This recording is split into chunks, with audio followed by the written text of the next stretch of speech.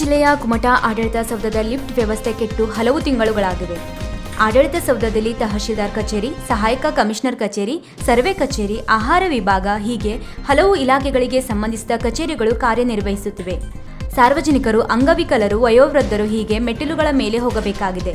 ಸಾರ್ವಜನಿಕರು ಇದರಿಂದ ತೊಂದರೆ ಅನುಭವಿಸುತ್ತಿದ್ದಾರೆ.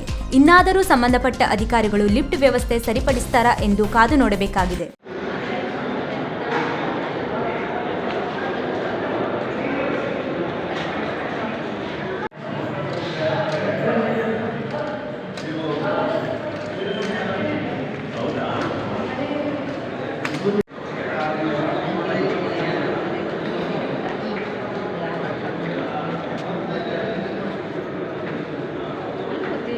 ವೀಕ್ಷಕ ಮಹಾಪ್ರಭುಗಳೇ, ನಮ್ಮ ಚಾನೆಲ್ ಅನ್ನು ಸಬ್ಸ್ಕ್ರೈಬ್ ಮಾಡಿ, ಶೇರ್ ಮಾಡಿ, ಪ್ರೋತ್ಸಾಹಿಸಿ.